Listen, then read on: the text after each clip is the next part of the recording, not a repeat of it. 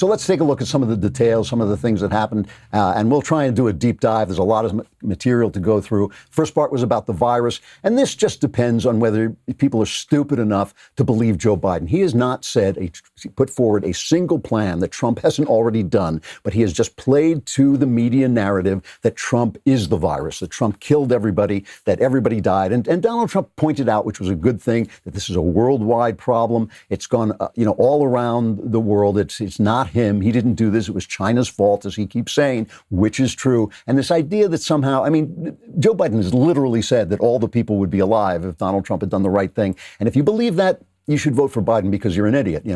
That's a good reason to vote for. I'm voting for Biden because I'm just as stupid as he is. And so that's a good reason to vote for Biden. But Trump did the right thing, which is he played to Biden's kind of cowardice. This is clip 17.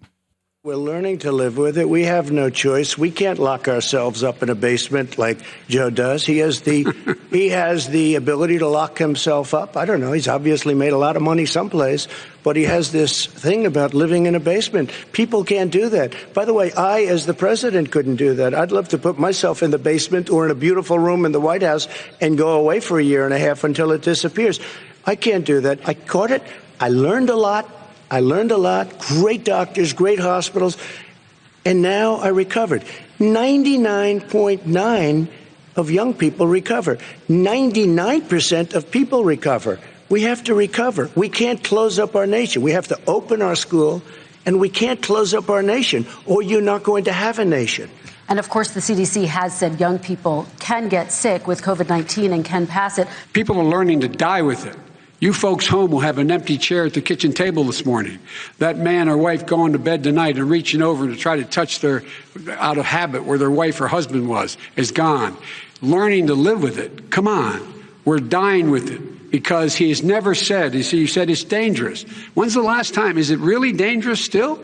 Are we dangerous? You tell the people it's dangerous now? What should they do about the danger? And you say, I take no responsibility. So to me, that was just, reality versus fear. This is the thing that the Democrats are selling, and they sell it openly. Donald Trump said, don't be afraid. Don't let it dominate your life. They were like, no, be afraid. Let it dominate your life. And that's a choice people are going to have to make. That's a choice between freedom and fear. I think that's the whole election in a nutshell. And really, it's a lot of the question of who we become as a nation.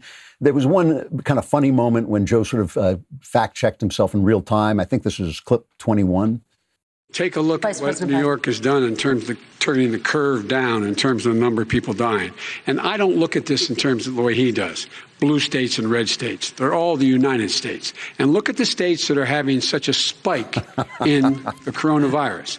They're the red states. They're the states in the Midwest. They're the states in the upper Midwest. That's where the spike is occurring significantly. But they're all Americans. They're all Americans. And what we have to do is say, wear these masks, number one. Make sure we get the help that the businesses need. So I love that. He doesn't want to. I'm not about red states and blue states, but it's the red states that are getting the virus. Here's what he didn't say, and this is important. There's been good news in the economy this week. There really has. Thursday's report that the jobless claims for the week of October 10th declined by nearly 1 million to 8.37 million, and by 3.6 million in the last 3 weeks.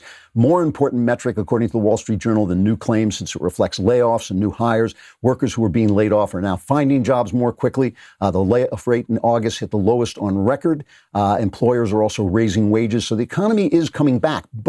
But, and now I'm reading directly from the Wall Street Journal, the story that the media haven't told is that states that have maintained longer and stricter business restrictions have been slower to recover. The unemployment rate in September was 12.6% in Nevada, 11% in California, 10.5% in Rhode Island, and 10.2% in Illinois and high in New York, compared to Arizona, Georgia, Wisconsin, and Utah, all around 5% and 6%. This is like what's called a K-shaped recovery, because the people who are locked down, Trump is right about this, the people who are locked down are not having their economy come back, and that is killing people too. And this is the whole thing. The virus is scary. The virus does kill people, though far fewer than it was killing before, now that they're learning how to treat it.